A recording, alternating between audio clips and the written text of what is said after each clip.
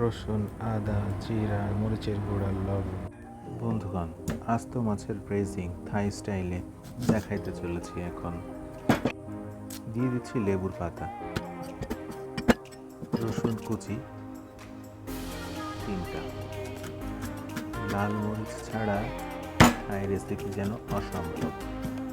থাই রেসিপিতে 3টা ইনগ্রিডিয়েন্ট বেশি ব্যবহার হয়, তার মধ্যে লাল মরিচ একটি, লেমন গ্রাস একটি, আর একটা হচ্ছে লেবু। লেমন গ্রাস থেতলিয়ে ছোটো ছোটো করে কেটে নিলাম। লেবু দিচ্ছি 2 থেকে 3টা। Regular cooking oil 2 table spoon. ভালো করে মিক্স করব এবং জিহ্বায় নিয়ে স্বাদটা চেক করে দেখব লবণ বা ঝাল কোনোটা কম বা বেশি হয়েছে কিনা বা দরকার কিনা। 1 কেজি ওজনের তেলাপিয়া মাছ জিগজ্যাগ করে কেটে নিয়েছি।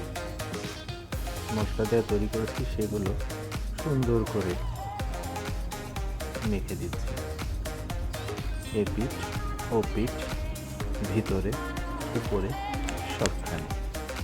বাই দ্য ওয়ে, আমি মোহাম্মদ আরিফিন হাসিফ, একজন শেফ।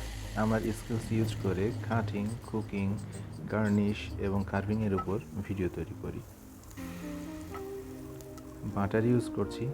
বাটার ইউজ করলে অবশ্যই একটু সয়াবিন তেল বা অলিভ অয়েল ব্যবহার করতে হয়, নইলে বাটারটি পুড়ে একটু বিচ্ছিরি গন্ধ হয়। আমার ম্যারিনেটেড মাছ 10 মিনিটের জন্য রেখেছিলাম, সেটাকে এখন ব্রেজিং করছি। ব্রেজিং মানে হচ্ছে অল্প তেল বা বাটার ব্যবহার করে অল্প হিটে খাবার রান্না করা।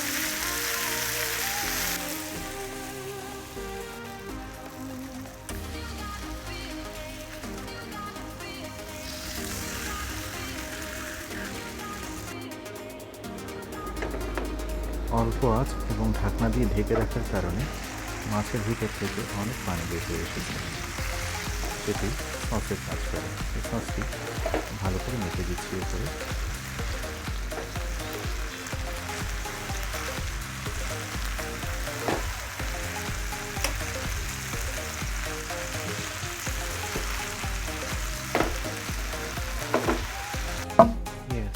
It's time to serve.